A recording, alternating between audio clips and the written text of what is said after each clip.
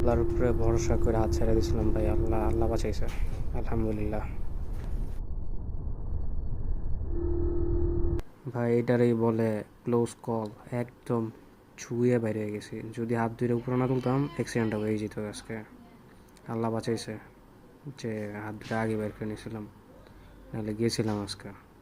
আর মানুষ এমনি কি, মানে রাস্তায় গাড়ি চলে মানে দুই সাইডে দুইটা একসাথে, পিছন দিয়ে হর্ন দিতেছে, হর্ন